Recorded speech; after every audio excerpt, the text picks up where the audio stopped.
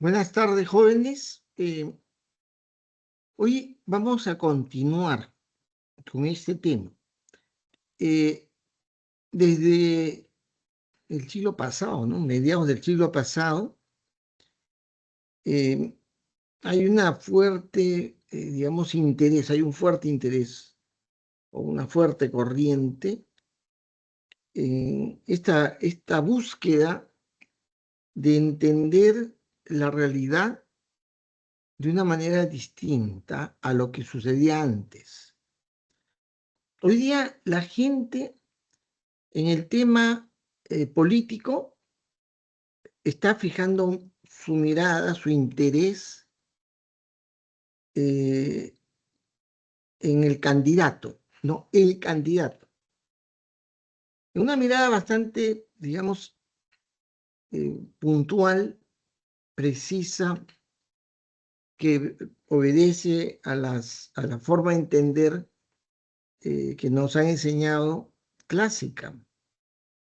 Es de observar de una manera reducida un factor que podría tener muchísimas más variables que considerar que solamente el candidato, su personalidad, su ofrecimiento, el candidato. El desarrollo del país va a depender no de una persona. También hemos ido creyendo que es así, por el énfasis que le ponen los medios de comunicación a las expresiones, a las actitudes de las personas que ocupan responsabilidad.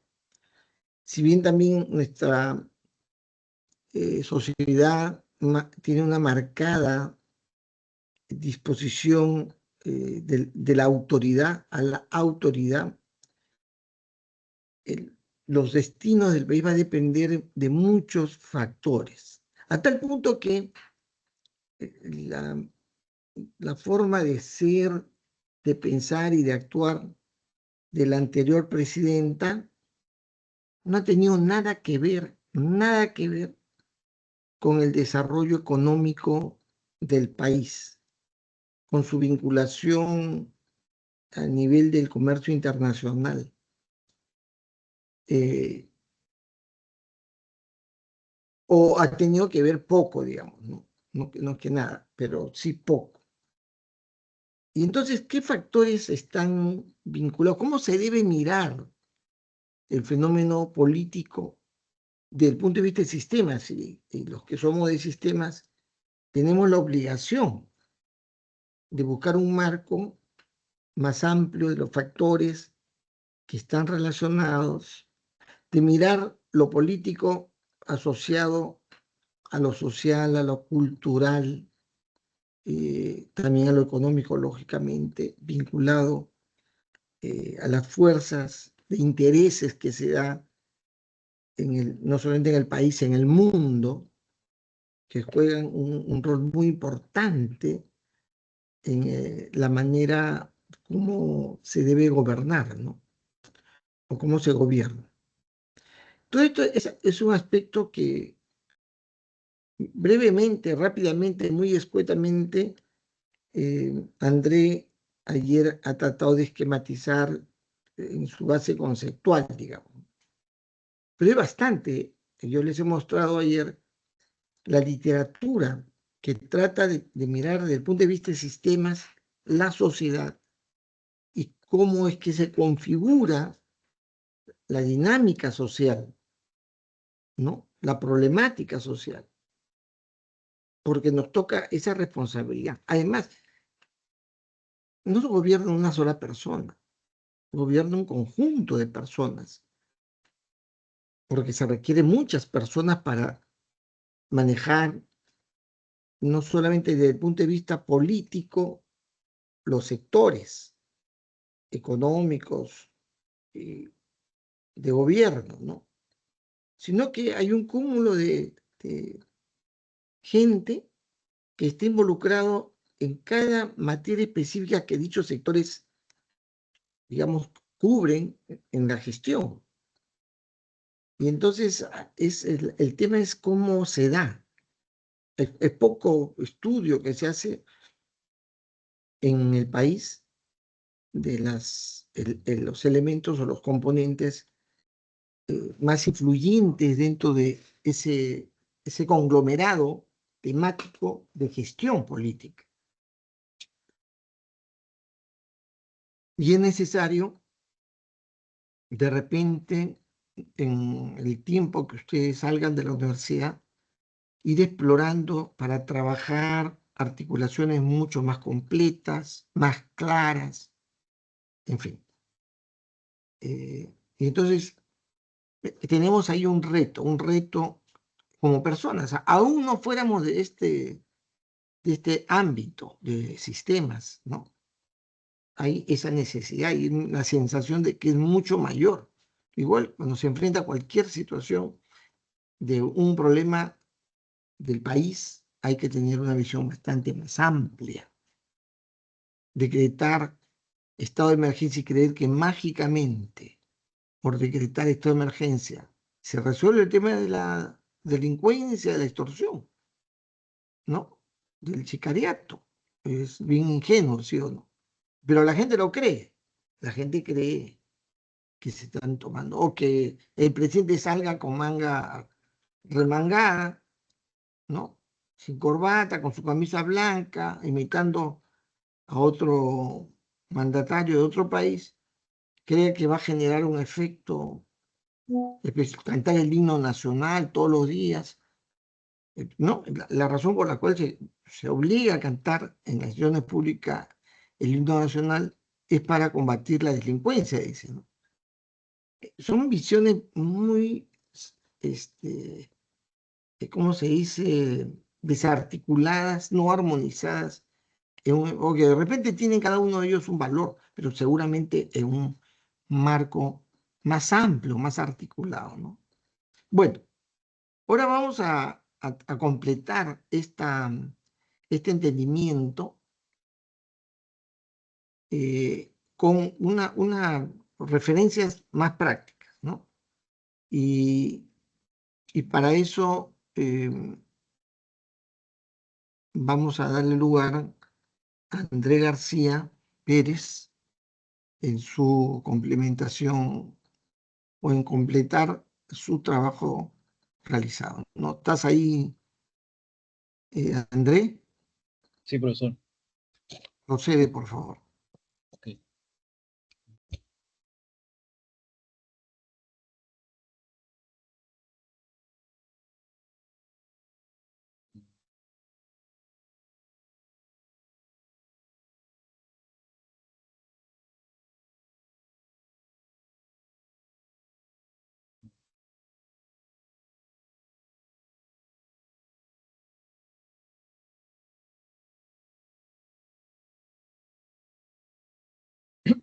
Ok.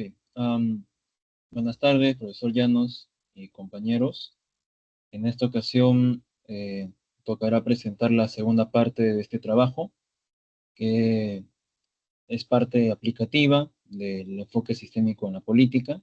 El día de ayer ya se vio toda la base teórica de esto, de cómo surgió este enfoque, cómo evolucionó, también ciertos personajes que sentaron que dieron los primeros pasos para analizar todo este tema, construir modelos. Entonces, vamos a analizar cómo el enfoque sistémico es aplicado en la política contemporánea. De este modo vamos a ver que solamente la política no solamente se trata como algo que se estudia y ya, sino cómo es que funciona tal cual como un sistema vivo que aprende, se adapta, interactúa con su entorno, ¿no? Que en este caso es la sociedad. Entonces, este enfoque se vuelve esencial porque los problemas públicos de este siglo se han vuelto problemas demasiado complejos, lo que se le llama problemas perversos, que como cualquier sistema, problema también puede ser un sistema, y al ser más de un problema, entonces estos problemas están relacionados entre sí también. Entonces, las soluciones también tienen que estar relacionadas entre sí para poder enfrentar estos problemas que se conectan entre sí de mil maneras y siempre con características que no son muy evidentes a simple vista. Es por eso que resolver estos problemas con un enfoque tradicional, lineal, sectorizado, simplemente ya no funciona y en parte es peligroso. Entonces el enfoque sistémico va a aparecer como una herramienta que permite integrar múltiples dimensiones de la realidad y va a anticipar pues ciertos hechos, escenarios y diseñar políticas mucho más coherentes. Entonces, cuando, por ejemplo, un gobierno tradicional diseña una política, normalmente va a empezar por un análisis, un diagnóstico muy limitado. Entonces, ve el problema en una sola área y lo intenta resolucionar ahí, lo intenta resolver desde ahí y ya. Entonces, si se presenta un problema de empleo, solamente se piensa en un plan de empleabilidad o una capacitación. Si el problema de transporte, solamente va a ver la parte de la infraestructura.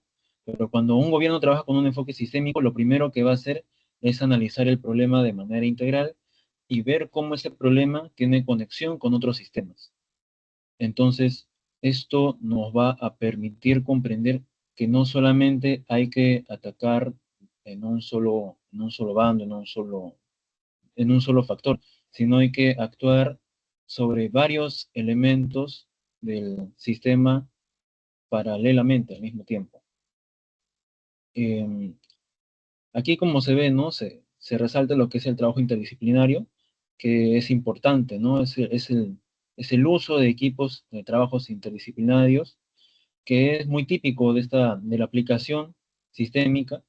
Em, los gobiernos no se van a limitar con llamar a un solo tipo de profesional, justamente como lo habíamos dicho, de que no solamente se van a centrar en un área, en múltiples áreas van a buscar la conexión entre estas. Entonces van a llamar, pues, ¿no? Por ejemplo, a economistas, a sociólogos, a ingenieros, a comunicadores, a expertos en la materia, que se van a especializar en su tema concreto, ya que justamente al tratarse de un problema complejo, también se necesita diversas perspectivas que estén presentes. Entonces, cada área ve una parte del sistema y juntas construyen una imagen más completa, una solución más completa. Esto reduce enormemente y va a evitar los llamados efectos colaterales de políticas sectoriales. O sea, cuando se hace la política sin mirar al panorama completo, y eso suele generar mucho más problemas, ¿no? Eso serían los efectos colaterales. Entonces, el enfoque sistémico evita esos efectos al anticipar hechos antes de implementar la solución. Aquí tenemos también conceptos como se ve la retroalimentación, la transversalidad. La transversalidad significa que las decisiones no van a ser tomadas por un solo ministerio, así como no solamente la solución va a ser desarrollada por un solo ministerio, un solo sector. Entonces las decisiones, al igual que el proceso de solución, tampoco van a ser tomadas por un solo ministerio, porque se entiende que los problemas públicos requieren coordinación entre múltiples sectores. Por eso se ve políticas en las que se trabaja junto a las áreas, pues, en paralelo, ¿no? Salud, transporte, educación, ambiente, economía, etcétera. Y esto es importante, esto es fundamental, porque si no hay coordinación entre estas partes, que son importantes, puede desperdiciarse recursos, también tiempo, y las políticas también pueden chocar entre sí. Es por eso que la transversalidad es importante, porque permite que cada actor aporte lo suyo desde su especialidad y siempre, pues, ¿no? Alineados a una misma meta, a una misma, a un mismo camino. Entonces, yéndonos también a un escenario ya, pues, de la vida real, tenemos ejemplos, pues, por ejemplo, en América Latina, nuestro país vecino Chile, en donde el Ministerio del Ambiente utiliza modelo de dinámica de sistemas, justo haciendo referencia a Jay Forrester, para simular, pues, los efectos de las políticas antes de implementarlas, ¿no? Es decir, que van a probar distintos escenarios y ver qué es lo que puede pasar en el largo plazo, para así tener conocimiento. Es si una política determinada pues podría generar un impacto negativo, el sistema lo da a conocer. Si, si tiene un impacto positivo, también lo va a mostrar. Si esto pues, hace mejoras, pero también pues tiene sus contras, también lo va a mostrar. Entonces todo tipo de resultado va a mostrar. Entonces esto permite que la toma de decisiones sea de una forma más eficaz, más profesional, y la toma de decisiones también va a ser de una manera más responsable. Y bueno, también tenemos este ejemplo de Corea del Sur, que adoptó un enfoque totalmente en sistemas para una crisis sanitaria, ¿no? Creando una red continua de retroalimentación entre hospitales, gobierno y ciudadanía. Ahora, otro concepto importante dentro de la aplicación es la gobernanza adaptativa y los sistemas también de retroalimentación política. O sea, ya no solamente se trata, o sea, después de diseñar los sistemas, sino de solamente ya de cómo los gobiernos gestionan las complejidades mientras actúan. Un gobierno adaptativo es uno que va aprendiendo, o sea que ajusta continuamente lo que hace según la información que recibe. No es que simplemente se queda rígido, sigue un plan y ya. Va a tomar en cuenta las influencias externas del ambiente y con la información que obtiene, pues va ajustando el sistema. Y esto se conecta con el enfoque sistémico claramente al ser una aplicación, ya que no está viendo la política como algo estático, sino que se ve como un proceso dinámico que va cambiando según lo que suceda en el entorno, ¿no? Entonces aquí, pues bueno, un ejemplo de esta gobernanza vendría a ser lo que sucede en los países nórdicos, Finlandia y Suecia, que estos países han incorporado metodologías sistémicas en su gestión.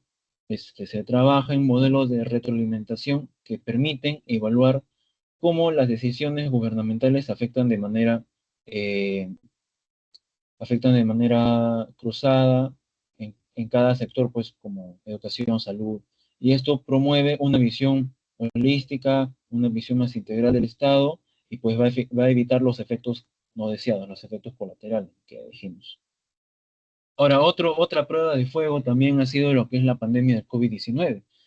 Entonces, este principio se volvió realmente evidente y pues durante los primeros meses del 2020, los países que mejor respondieron, pues fueron aquellos con mecanismos ágiles de retroalimentación, ¿no? Por ejemplo, China, que justamente ahí mismo fue la cuna de todo esto, pues empezó con mecanismos ágiles de retroalimentación, monitoreando datos en tiempo real, tomando en cuenta la opinión de los expertos, ajustando las estrategias continuamente y también teniendo una eh, comunicación transparente con la sociedad. En cambio, los sistemas políticos más rígidos, que no tuvieron en cuenta esto, no destacaban por la retroalimentación, tuvieron muchos más problemas, ¿no? Por ejemplo, si no me equivoco, en los primeros meses de pandemia, Brasil, más que todo su presidente se mostraba algo rígido con respecto a esto y no creía mucho en el virus, pero ya de ahí pues se estabilizó el país, pero Brasil más o menos, por tomar un ejemplo real, les digo, pues, ¿no? Y claro, entonces los sistemas que no, perdón, los gobiernos que no tenían este enfoque sistémico bien desarrollado, pues cayeron en muchos más problemas que soluciones, ¿no? Pues, desconfianza, protestas también. Entonces, esto es un ejemplo real de que por qué la adaptabilidad es tan importante, pues. Y aquí también tenemos, ¿no?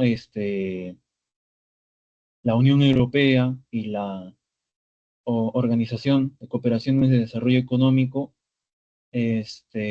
cómo es que usaban aquí los modelos de simulación y análisis de escenarios, pues justamente ese aporte de Forrester, en donde esta evaluación pues continua se basa en indicadores interconectados que no solamente van a mostrar los logros directos, los logros obtenidos, sino también los impactos indirectos en otros sistemas, ¿no?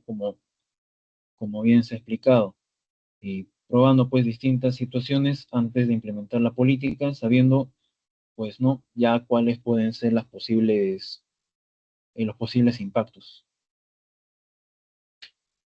También pues otro aspecto clave de la gestión, de la gestión sistémica es la coordinación interinstitucional, que como bien ya se dijo, pues, ¿no? Al inicio, es parecido a lo que es respecto a analizar al problema desde distintas perspectivas, distintos ministerios. Entonces, los problemas públicos no solamente van a pertenecer a un solo nivel de gobierno, pues. Los tres poderes deben de trabajar en conjunto para poder tener un diseño de solución, un diseño de política más eficaz. Es por eso que el enfoque sistémico va a fomentar la creación de unas redes institucionales, plataformas colaborativas también, que van a facilitar el intercambio de información y la acción pues en conjunto. También, pues, hablando, a no dejar la ciudadanía a un lado, también era importante hablar de esto, ¿no? Que tenemos la participación ciudadana en la comunicación política sistémica. Entonces, hoy en día la participación ciudadana, pues, basándonos en esto, ya no es un simple requisito democrático, pues aquí ya la ciudadanía forma parte, es una parte importante del sistema político porque actúa como mecanismo de retroalimentación. Cuando el gobierno pues se comunica con la sociedad y la sociedad responde, el sistema se mantiene en equilibrio. Este enfoque nos enseña que la información pues es como la energía del sistema político. En pocas palabras, ¿no? La información vendría a ser como la sangre y el sistema político vendría a ser como el cuerpo humano. Por ejemplo, aquí tenemos una aplicación real en Chile, el modelo de gobierno abierto, pues que permite a los ciudadanos que propongan y evalúan políticas públicas, ¿no? Ahora, claro, va a haber casos, si haciendo memoria, va a haber casos en los que eh, la participación ciudadana, pues, va a ser no ignorada, sino dejada a un lado, porque puede ser que en momentos de crisis el gobierno, pues, en el enfoque, en la situación que tenga, va a priorizar eh, el corto plazo, va a requerir tomar medidas que no necesariamente sean escuchar a la población, pues lo va a dejar más que todo para un tiempo futuro, pero sí o sí también va a tener que, que retroalimentarse, ¿no? Con la reacción de la gente, pues, porque si no lo hace, después de todo, pues va a caer en desequilibrio. Pero sí o sí tiene que tener esto en cuenta. Bien, eso sería todo. Muchas gracias.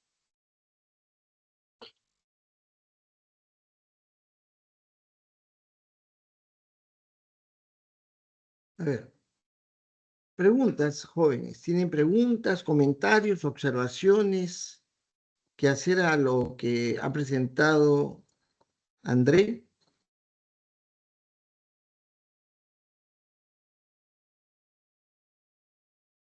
Ya, si no lo hay, yo sí tengo varias preguntas que hacer y que recomiendo tomar nota. André los debe escarbar posteriormente para poder asegurar que cuando se haga la pregunta en las pruebas, estas puedan ser bien respondidas, ¿no? Una cosa que me ha extrañado es que en las referencias que se hace, una propuesta de enfoque sistemas que se va a desarrollar hace algún tiempo, que se le llamó del desarrollo a escala humana. Yo hubiera querido ahí preguntar, y le pregunto, aún no lo haya visto, ¿cuál podría ser el papel del Estado en una propuesta que tenga que ver con un manejo de un país en políticas que pretendan el desarrollo a nivel de las necesidades o de hacer de las personas, ¿no? Un desarrollo que alcance eh, de una manera amplia y total a los seres humanos, ¿no? Lo cual se llama el desarrollo de escala humana. ¿Cuál crees tú, André, que sería el papel del Estado en un enfoque sistémico así? O sea, de cómo el Estado diseña políticas para que lleguen a toda la población, ¿no? Algo así. No, no. Te estoy diciendo, hay un enfoque sistémico que plantea que se debe desarrollar, digamos, el quehacer de las organizaciones, de los entes de un país, que permita el desarrollo a escala humana, se dice. Es decir, que afecte a las diferentes capas sociales, económicas, los diferentes sectores, pero con propósito de darle al ser humano mayor satisfacción, ¿no?, de sus necesidades fundamentales. Eso se le llama desarrollo a escala humana. ¿Cuál podría ser en ese sentido el papel del Estado?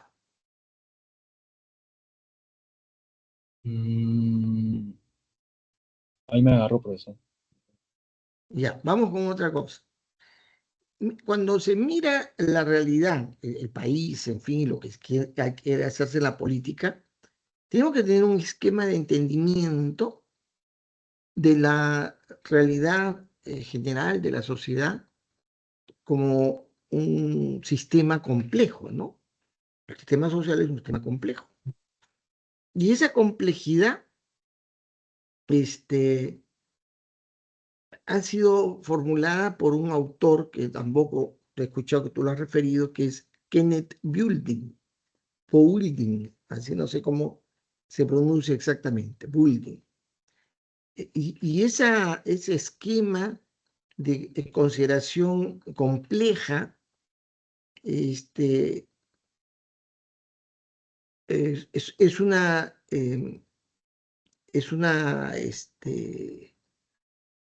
un entendimiento que permite abordar de una manera más clara la realidad política, ¿no? Entonces, Kenneth Boulding hace esa clasificación para poder ubicarse en la capa más alta, más allá de las complejidades biológicas más pequeñas, como son los tejidos, las células, los tejidos, los órganos, la especie o el ser humano, ¿no?, la unidad biológica, y luego la unidad colectiva, la familia, la comunidad, ¿no? Y sobre él hay un sistema también biológico complejo que tiene que ver con las normas, las leyes y lo que se gestiona políticamente, ¿no? Entonces, en ese escalamiento de una visión de la complejidad de la realidad desde el punto de vista biológico de sistemas, ¿cuáles son las capas más altas en las que se valora de los sistemas sociales, en que se establece las condiciones digamos, de la condición humana compleja llamado sistema social? ¿Cuáles son esas capas que sean? Yo no he visto que tú lo has referido, de repente, teóricamente no lo has visto, pero hago esa pregunta porque habría en todo caso que explorar, porque Kenneth Boulding, como digo, partiendo de la propia célula, va a decir las células agrupadas, asociadas, producen tejidos, se expresan en tejidos, y los tejidos asociados uno a otro van organizándose en términos de organismos, y los organismos en sistemas, ¿no?, internos, sistemas digestivos, y en fin, progresivamente hasta llegar al ser humano. El ser humano es un complejo, pero el ser humano no queda ahí la complejidad biológica. La complejidad biológica va a subir un nivel más de complejidad cuando se relaciona el ser humano con otros, ¿no? Para constituir su familia, para constituir luego las empresas o las organizaciones productivas, pero luego también constituir el Estado. Entonces hay varias capas ahí. Entonces, ¿cuáles son las capas superiores de ese ordenamiento de la complejidad biológica que permite valorar los sistemas sociales, ¿no? Esa es la pregunta. Está grabando de manera que la vas a poder ver.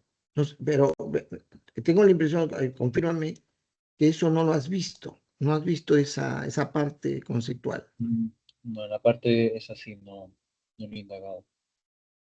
Y ya.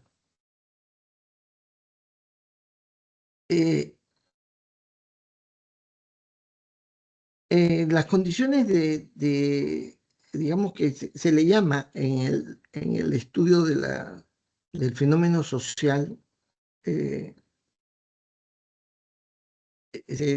lo que se llama hay características, ¿no? Cuando una sociedad se ha constituido, es decir, el ser humano se ha organizado, se ha reunido, en fin, eh, eh, digamos así, una persona se asocia a alguien para formar una familia y esa familia se constituye para desarrollar esa relación durante toda la vida, ¿no? Esa es la idea. Pero sin embargo, podría no persistir esa familia, por una u otra razón que todos podemos estar sabiendo que sucede, las familias de pronto se quiebra, no llega hasta el final de la vida, ¿no? Entonces, no hay persistencia, se dice, en ese sistema social. También con las empresas, las organizaciones, se constituyen, se reúnen en conjunto, estas organizaciones de otro nivel eh, se hacen con términos indefinidos, digamos, hacia adelante. Sin embargo, algunos no tienen persistencia, es decir, se truncan. Igual manera, a nivel de la organización social en general, las comunidades, digamos, comunidades locales, regionales, pretenden persistir en el tiempo, ¿no? Entonces, hay una relación para que se produzca esa persistencia, se ha dicho, en los sistemas sociales. En los sistemas sociales hay una condición que se establece entre lo político y lo social. Hay una condición que permite la persistencia de los sistemas sociales en la que, digamos, obedece a esta condición o esta relación entre lo político y social. ¿Cuál es la relación que debe haber entre lo político y social para asegurar la persistencia de los sistemas sociales? ¿Cuál es la relación entre lo político y social para la persistencia de esto, no? Sí. Ah, mm,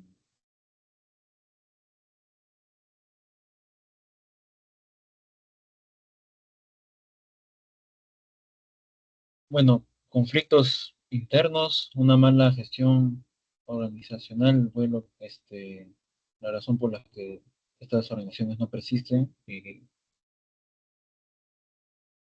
ah, la relación que tendría que tener es justamente el modelo de Easton, ¿no? Ujú. Bueno, según esto, la que hace referencia a él, los sistemas políticos deben permitir eh, lograr, digamos, exitosamente que se den ciertos valores en la sociedad, ¿no? Se asignen ciertos valores, se interioricen esos valores en la sociedad, ¿no? Y entonces, eh, ¿cómo se denominan esos sistemas políticos que cumplen con éxito esta asignación de valores que se da en la sociedad y en la que la mayoría de los miembros aceptan esta asignación de valores como que hay que aceptarlas obligatoriamente? ¿Cómo se denominan los sistemas políticos que así lo logran? ¿Cómo se le llaman según Inston?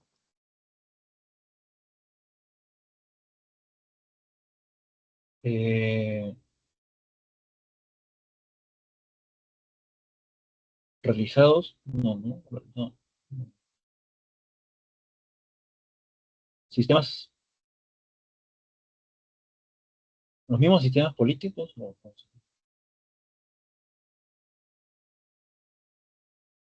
Bueno, a ver,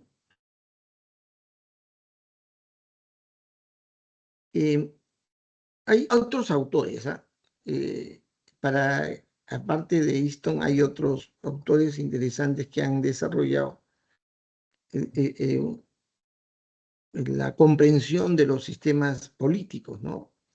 También sociales, ¿no? Dos de ellos son Almond y Powell. Almond y Powell se juntan para formular una serie de tratados, ¿ya? Para ellos, un sistema político comprende todas las interacciones que afectan el uso real o el uso posible de el sistema político es aquello que permite hacer uso de la coacción, digamos, física, pero legítima, ¿no? Que lleva al ordenamiento, lógicamente, esta coacción, es porque para que se desarrolle algo, es obligatorio seguir ciertas reglas que el sistema político establece: el libre mercado, planeamiento de la economía, etcétera. Son esas condiciones que estamos obligados a aceptar en el sistema político que se establezca, ¿no? El sistema político establece ciertas condiciones que llevan a una relación y que es necesario sean vistas y consideradas como algo obligatorio, ¿no? Para que se dé esto, ¿no? Entonces, todas las relaciones deben darse en ese sentido, en el sentido de vincularse a esa condición, a esos valores que se tienen en el marco del sistema político, ¿no? Y esto debe abarcar diferentes aspectos. ¿Qué aspectos de la sociedad, del Estado, de la sociedad, de un país, están obligados a enmarcarse coercitivamente en estas consideraciones del marco político? ¿Cuáles son las que se ven obligadas necesariamente a cumplir con esas reglas del marco político que se establece? Eso está dentro de los conceptos que Almond y Powell han planteado considerando que así se debe entender un sistema político, ¿no? A los aspectos de la sociedad, pues, los distintos sectores, ¿no? Lo económico, lo cultural, lo educativo, esos. Ya. Bueno, hay una obra que se llama La Teoría General del Sistema Político, de un Raymond Aron. Raymond Aron, ¿ya? Esa teoría tiene una idea interesante de componentización de un sistema político. Tú no sé si lo has podido encontrar, ¿no? A este autor. Su obra se llama Teoría General del Sistema Político, ¿no? Y él refiere a 3 componentes de un sistema político. ¿Cuáles podrían ser estos 3 componentes de un sistema político? Según Raymond Aron, ¿no? No sé si es Aron o Aron. Ah, bueno, sí lo vi, pero, o sea, no lo tomé tan en cuenta, pero lo que me acuerdo es que era régimen político, las fuerzas o actores, y otro que era eh, organizaciones públicas, creo, o instituciones, algo así. Algo parecido. Ya. Tú has tomado también la referencia de Talcott Parsons, no Person. Sí, pequeño Que aporte. esa es una referencia interesante. Yo he tenido la oportunidad de leerlo. Tengo su obra más importante en original, ¿ah? Según Parson, las funciones que deben ser realizadas por un sistema y que se van a convertir en requisito para poder atribuir eh, efectivamente una conceptualización de un sistema político para, ¿no? para atribuir efectivamente la conceptualización del sistema político a un ente determinado, está compuesto por esas funciones están compuestas por varios aspectos, digamos, ¿no? ¿Cuáles son esas funciones que deben ser realizadas en un sistema que hacen que se la pueda conceptualizar como sistema político? ¿Cuáles son esas funciones que tendría desde la perspectiva de Pearson un sistema político? Según su sistema, digo, según su modelo ágil, ¿no? Sería la adaptación, el logro de metas, la integración y la latencia. Correcto.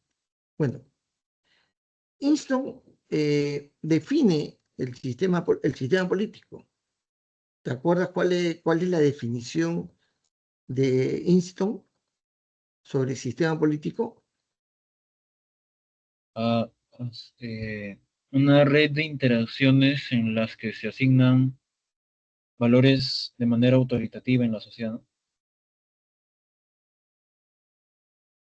Ya. Hay otro autor que es Roa Suárez, que es un mexicano, me parece.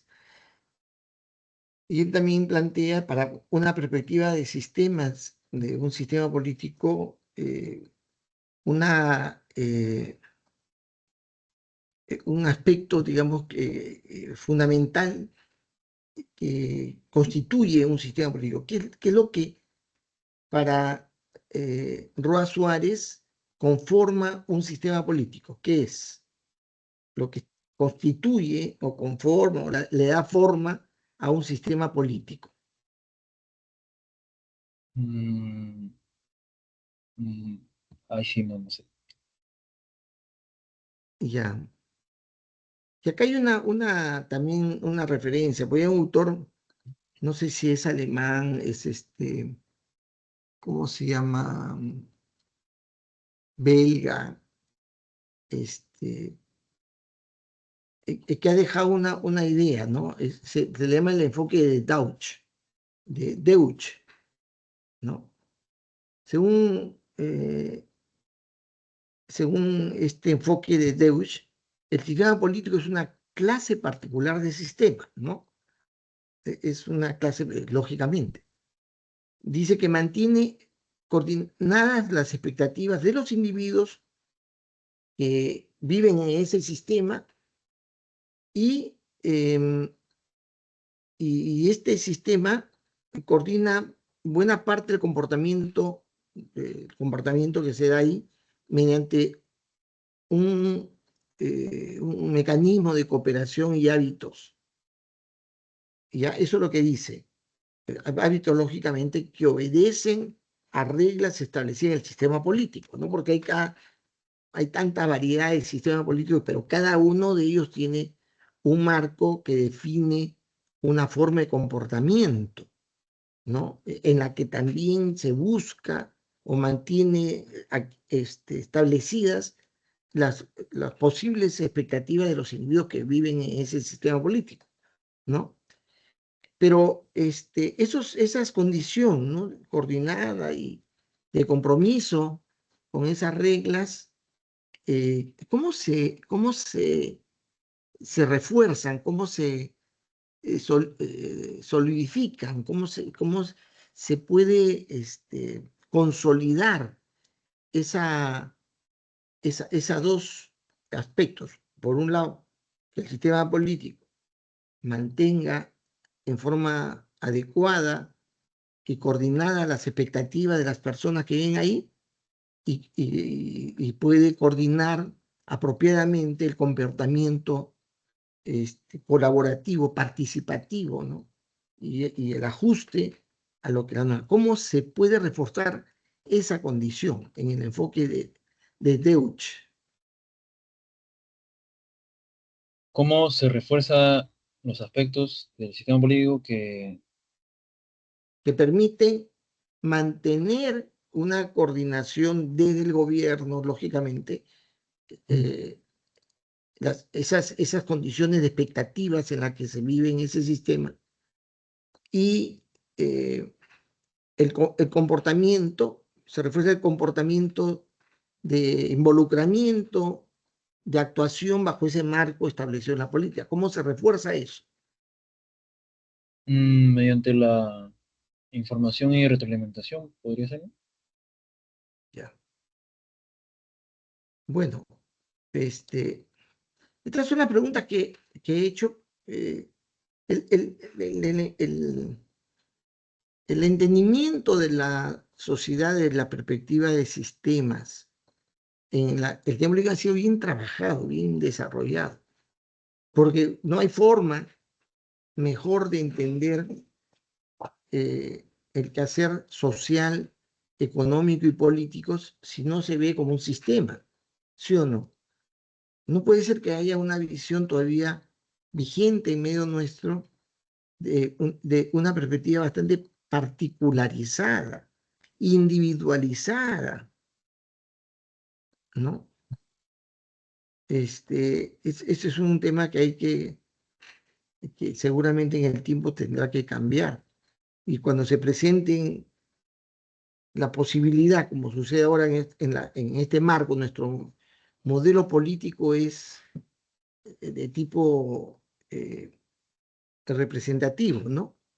Nuestro tipo de ordenamiento jurídico es de una democracia participativa. Una vez cada 5 años elegimos una corriente política, ¿sí o no? Pero la gente está pensando en una persona, o la persona trae consigo detrás otras gentes y otras ideas que articulan una forma de gobernar. Ese entendimiento debe ser primero. ¿Qué estoy seleccionando para que me gobierne tanto tiempo? No, no hay, no hay una percepción en ese sentido, buscar que se oye, ¿y qué modelo de entendimiento social y político tiene? ¿No?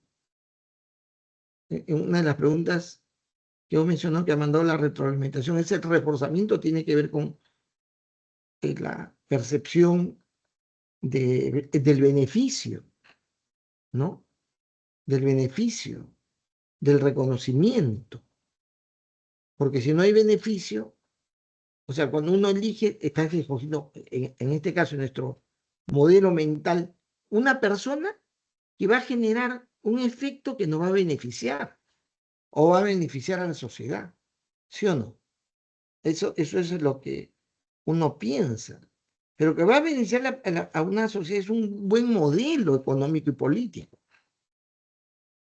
Yo tengo una idea propia de cuál es el modelo político que me gustaría haya. Pero en nuestros esquemas que hay hoy en día hay pues modelos liberales, modelos planificados, que se le llaman de derecha, de izquierda, de centro derecha, de centro izquierda, en fin. Ahora se le llama fachos, ultraliberales, algunos, ¿no? Que representan Rafael López Aliaga está a un lado y hay gente que son antisistemas y tienen tendencias más bien de cambio total, ¿no? Antisistema, o antisistema, perdón. Hay toda esa variedad.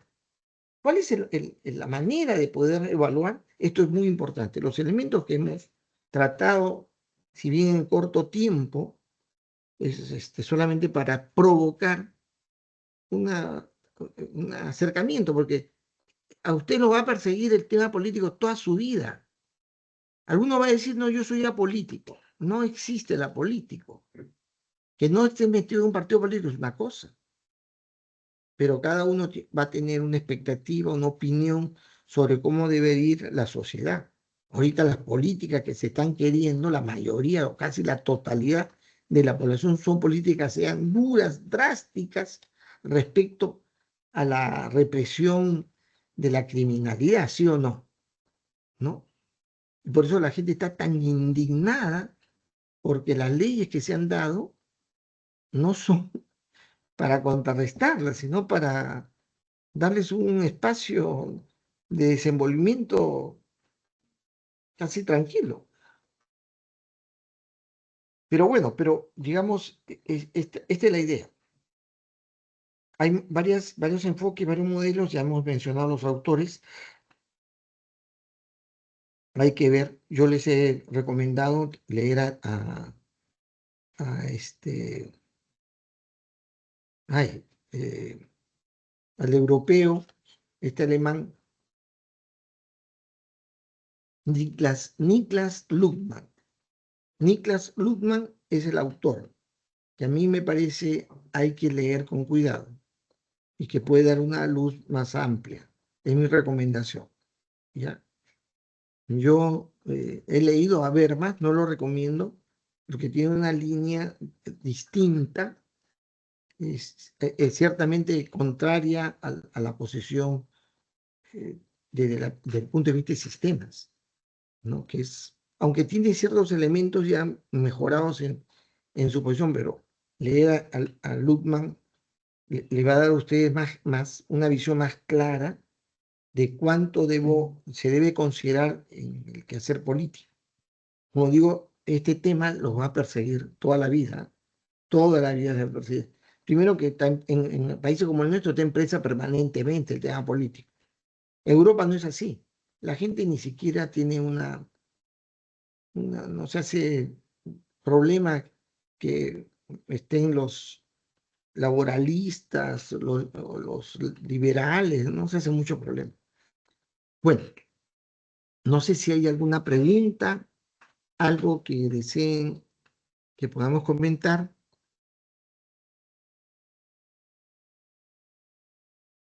Y entonces vamos entonces a encontrarnos la próxima semana con el siguiente tema.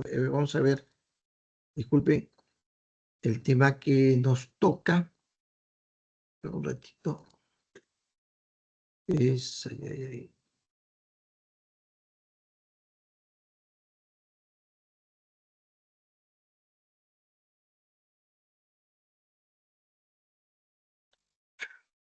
Un ratito. Ya. El tema que toca la semana que viene es fenomenología. Esta es una temática muy importante porque ya les he comentado que es la base conceptual, filosófica del pensamiento de sistemas. Entonces, son dos consideraciones. Toda la historia y los elementos y la manera como se utilizan los conceptos fenomenológicos. Hay un personaje muy, muy conocido que es Edgar Morin, o Morin, si quieren, que crea un movimiento, ¿ya? Un movimiento. Y que ha habido varios encuentros. Yo tengo dos publicaciones, porque participo entonces en los eventos mundiales que se desarrollan en el Perú, que lo organizó la Universidad Católica, los encuentros fenomenológicos. Hay una carta llamada fenomenológica. Es todo un documento de la manera como es que hay que actuar frente a situaciones. Ahí hay muchos ejemplos de aplicación del enfoque fenomenológico. A ver, perdón, sí, un segundo.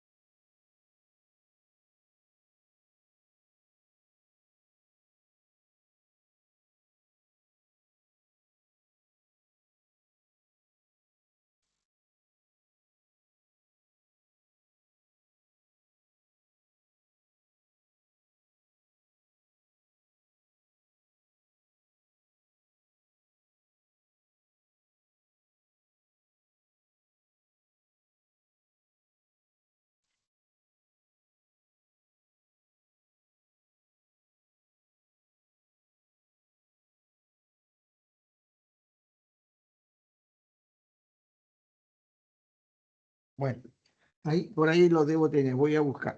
Pero hay una buena cantidad de desarrollo en el campo de la fenomenología en el país. Muchas publicaciones, en fin, hay entendimiento de diferentes aspectos, ¿ah? Desde el punto de vista fenomenológico. No es tan sencillo ese entendimiento, no es tan simple, sino que los ingenieros de sistemas lo consideramos de una manera práctica.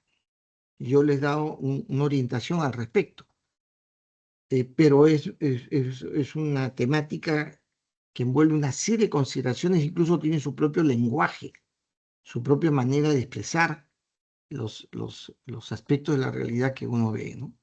Bien, entonces nos encontramos la próxima semana con ese tema. Si no hay alguna pregunta. Bien, jóvenes, muchísimas gracias. Nos encontramos la próxima semana.